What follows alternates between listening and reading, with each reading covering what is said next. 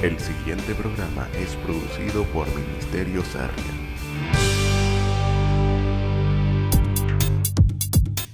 El Instituto Wagner está equipando a un liderazgo de alto nivel.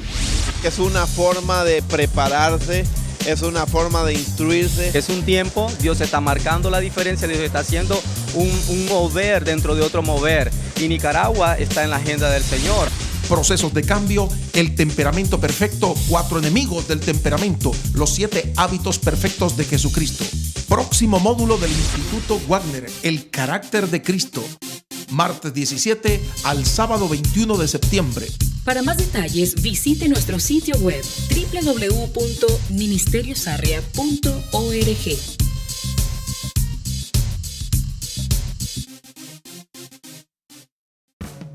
Pero cuando el sacerdote entraba al lugar santísimo, dicen que entraba agachado. No crean que entraba orgullosamente. Yo soy el sacerdote, el sumo sacerdote. No, entraba así, mire. Oh Padre, glorifícate. Yo quiero hallar gracia ante tus ojos. Voy a entrar al lugar santísimo. ¿Quién puede estar delante de ti? Si yo sé que si ando mal, ahí mismo quedo fulminado. ¿Se imaginan si hoy fuese así en nuestros templos? Habría un montón de muertos. Aleluya. Y cuidado con los pastores, que son los primeros que tirarían los tenis, hermano. Ah, ese pastor andaba mal. Mire, ahí lo traen de regreso. Otro pastor.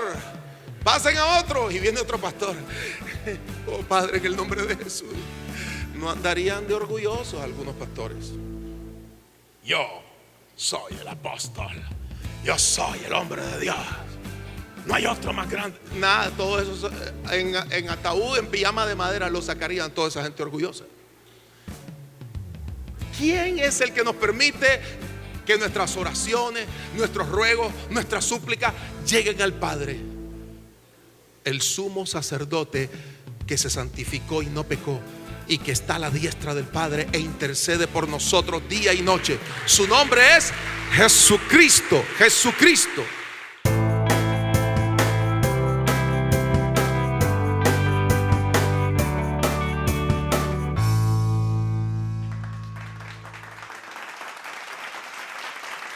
Pero toda persona que vino enferma reciba salud en el nombre del Señor por medio de la palabra. La palabra de Dios me da vida y me da salud. Dice la Biblia, nosotros vamos a vivir no por lo que comemos ni por lo que vemos, sino por la promesa que Dios nos ha hecho. Así que esa palabra que salió de Dios, capturémosla, hagámosla nuestra, repitamos esa palabra, creámosla en nuestro corazón, meditémosla en nuestra mente.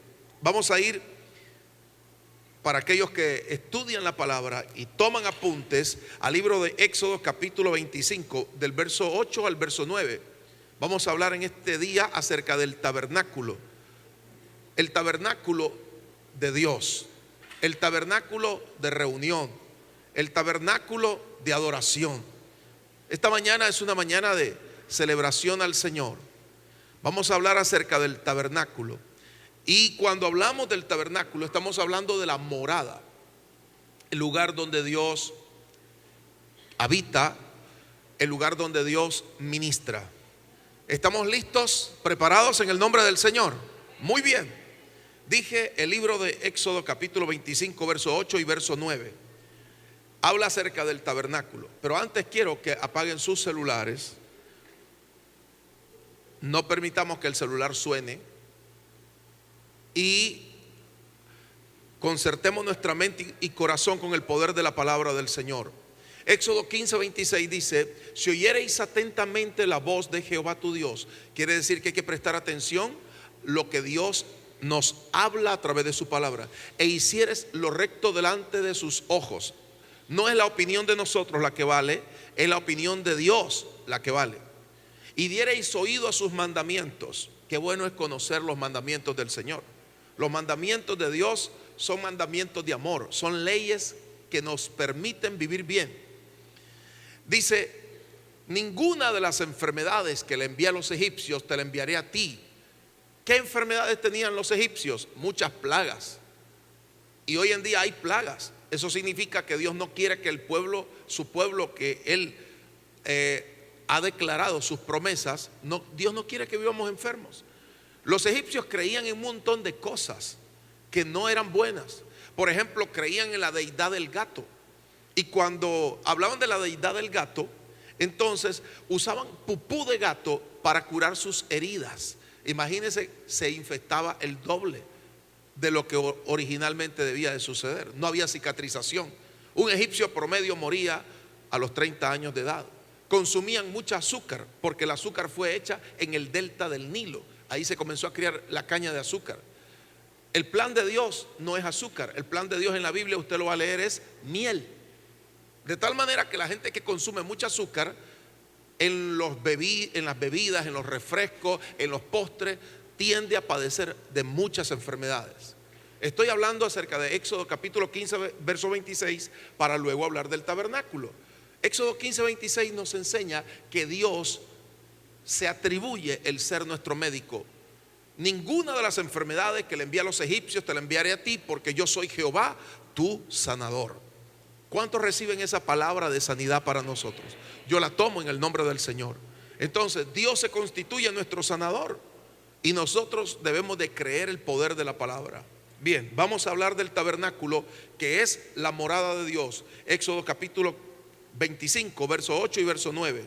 Dice la palabra de Dios de la siguiente manera: y harán un santuario para mí, y habitaré en medio de ellos, conforme a todo lo que yo te muestre.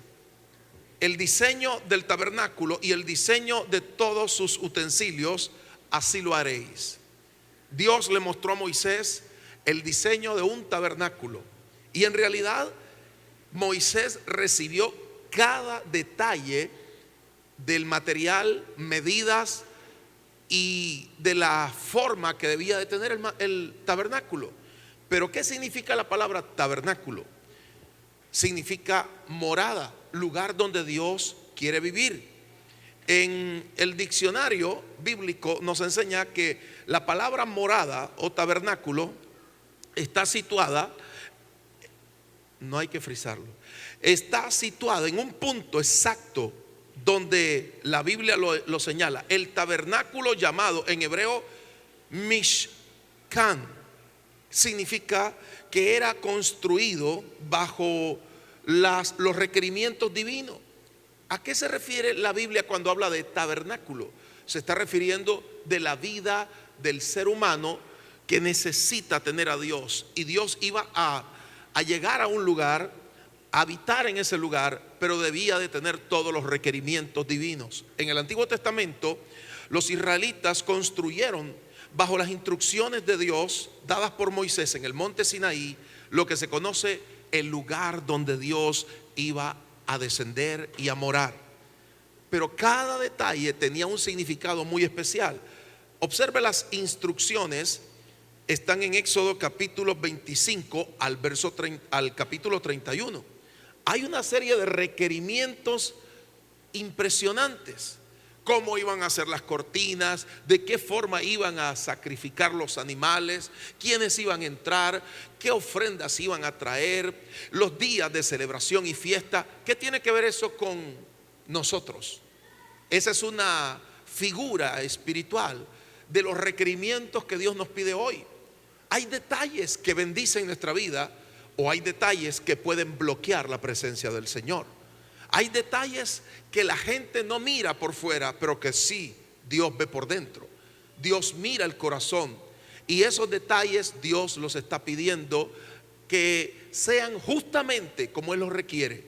Roberto, por ejemplo, mi persona, no puedo compararlo con otra persona. Dios tiene detalles que Él está trabajando y requiere de mí. Y nosotros a veces decimos: ¿y por qué Dios no le exige al que está a mi lado o a otra persona lo que me exige a mí?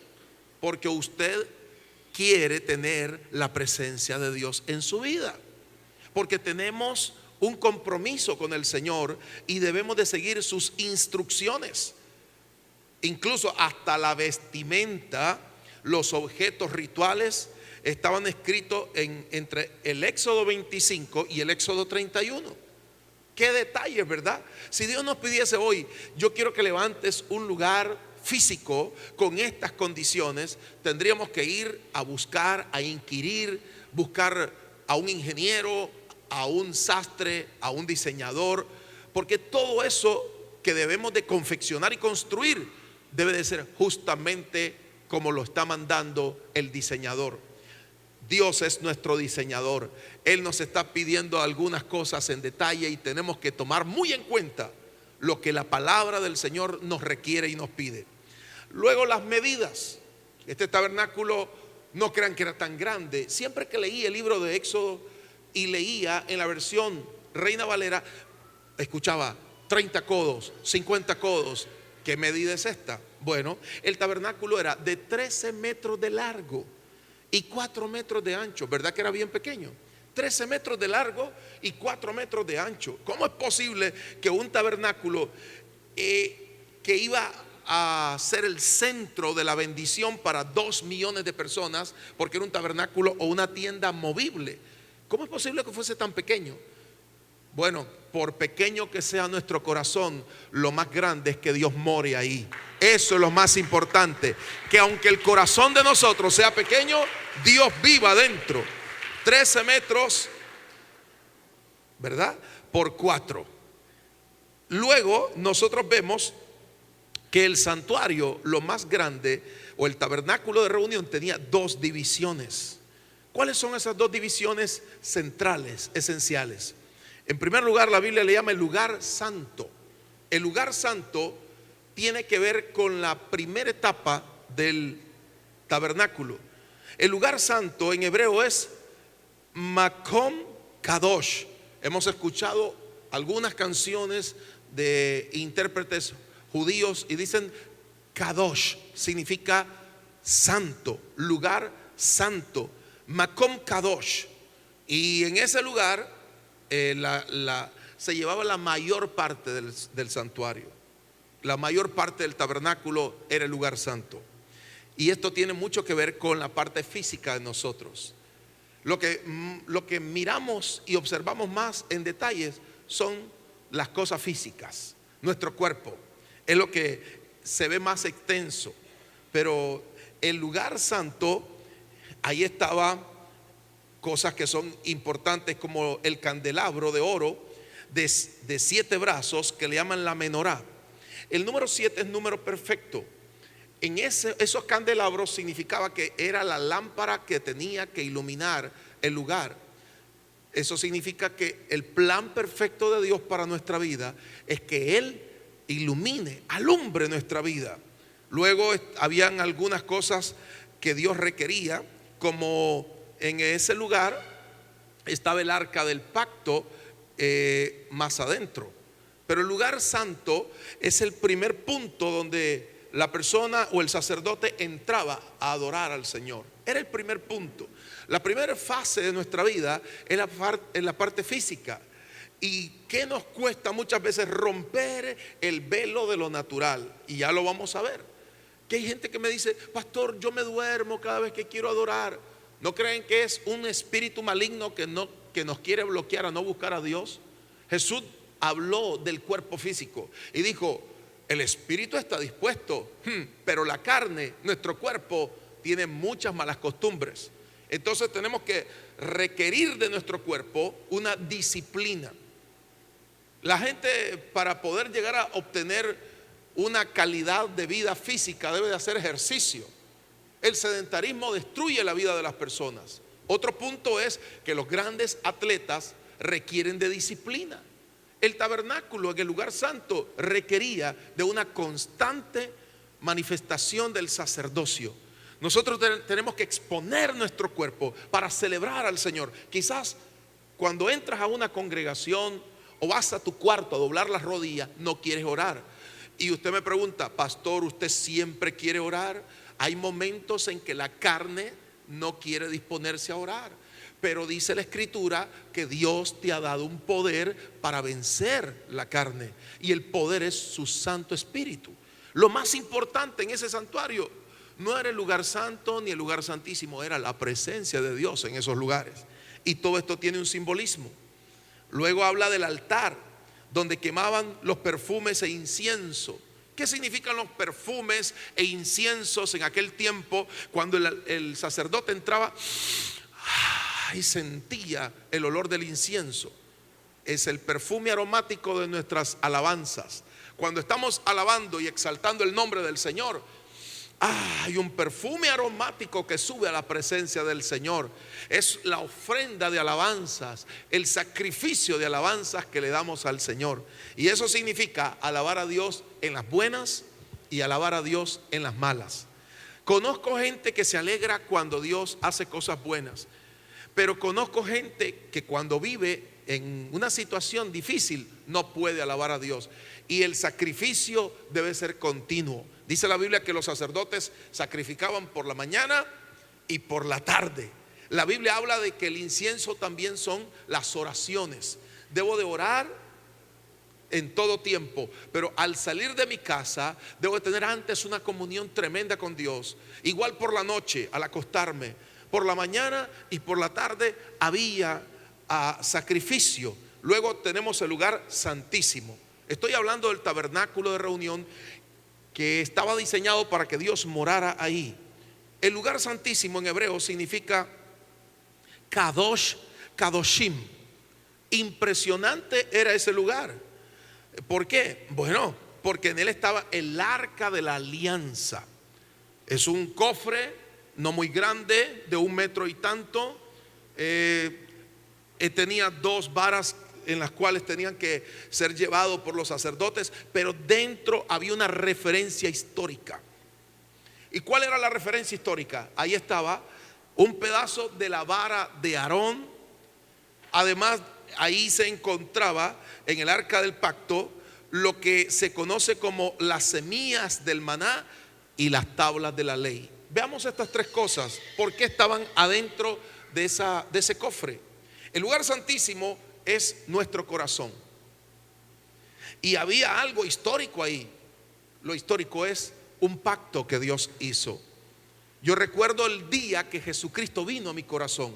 Toda persona que ha recibido el impacto de la salvación y el poder de Jesucristo no se olvida de ese día memorable en que Dios comenzó a tocar nuestro corazón, en que Dios hizo una transformación en nuestra vida para traer grandes beneficios. ¿Por qué estaba la tabla de la ley? Porque todo lo que queramos hacer bien hecho tiene su código de leyes. Cuando usted compra un equipo de sonido, el fabricante le requiere un manual. ¿Para qué? Para que usted vea de qué se componen las piezas del equipo que está comprando. Dios nos dice: ¿quieres mi presencia? Entonces, primero, honra mis leyes. No se puede ser cristiano sin obedecer las leyes de Dios. Los 10 mandamientos no fueron abolidos, fueron resumidos por Cristo bajo el entendimiento de la sabiduría en 2 mandamientos, pero están latentes. No se puede hablar de cristianismo sin las leyes de Dios, de los 10 mandamientos, que son mandamientos de amor. Lo segundo, la vara de Aarón. ¿Qué significa la vara de Aarón? Aarón era hermano de Moisés, y esa vara es la aprobación divina. Habían muchos sacerdotes, pero Aarón adoraba al Señor con todo su corazón, y pusieron como una señal que cada quien iba a traer una rama de un árbol, y solo la vara de Aarón reverdeció, echó ramitas y hojas. Era la aprobación divina. Todos los que estamos escuchando esta palabra nos damos cuenta que a través de Cristo usted tiene aprobación divina y es un sacerdote de su casa. Es un guía espiritual. Usted puede ayudar a otras personas. Lo tercero era la semilla del maná. Como dicen por ahí, los israelitas comían maná, maná, maná, maná y más nada. Eso dicen los caribeños, maná. Pero maná era el alimento que nutría físicamente, pero también tenía los elementos que permitían una vida sana. Aquellas cosas que los israelitas no entendían y querían comer carne y querían devorar muchos kilos de carnes, les trajo enfermedades, pero el maná siempre les trajo salud. Y ahora la ciencia descubre que los cereales, las semillas, limpian el sistema del colon y nos ayuda a tener los nutrientes adecuados. Lo que hace 4000 años o más Dios les enseñó a su pueblo para vivir sanamente. Pero en el término espiritual, el maná es el alimento, la palabra de Dios. Es el requerimiento de Dios para que nos llenemos de la palabra del Señor y esa palabra llene de fe nuestras vidas. Luego tenemos el velo. El velo es la cortina que separaba el lugar santo del lugar santísimo. ¿Quién entraba al lugar santísimo? Solo el sacerdote, el sumo sacerdote. Había muchos sacerdotes que entraban al lugar santo, pero solo un sacerdote entraba una sola vez al año al lugar santísimo. ¿Qué dividía ese lugar? Una cortina. Dicen que los sacerdotes entraban al lugar santísimo, y en el lugar santísimo es donde estaba la mayor presencia del Señor. Y no se podía entrar al lugar santísimo con una mente sucia, con un corazón lleno de rencor y odio, porque ocurría algo. Si el sumo sacerdote entraba y no andaba bien con Dios, moría. ¿Cuántos quieren entrar al lugar santísimo? A través de Cristo. Lo que hacían era que le ponían un mecate al sumo sacerdote, una soga, porque si moría nadie podía entrar a sacarlo. Lo fulminaba la presencia de Dios y había que jalarlo, hermano, como pescadito, lo jalaban para afuera. Y dicen que los sacerdotes, según la historia, los sumos sacerdotes entraban una vez al año y estaban bien preparados para entrar. Dice que leían día y noche la palabra, la leían día y noche para que sus pensamientos estuvieran limpios y no sucios. Aquí encontramos una solución para muchos problemas de la vida. Queremos mantener limpia la vida, la mente, el corazón. Llenémonos de la palabra de Dios. ¿Cuántos quieren entrar al lugar santísimo? Tenemos que entrar al lugar santísimo, hay que prepararse. Pero cuando el sacerdote entraba al lugar santísimo, dicen que entraba agachado. No crean que entraba orgullosamente, yo soy el sacerdote, el sumo sacerdote. No, entraba así, mire. Oh Padre, glorifícate. Yo quiero hallar gracia ante tus ojos. Voy a entrar al lugar santísimo. ¿Quién puede estar delante de ti? Si yo sé que si ando mal, ahí mismo quedo fulminado. ¿Se imaginan si hoy fuese así en nuestros templos? Habría un montón de muertos. Aleluya. Y cuidado con los pastores, que son los primeros que tirarían los tenis, hermano.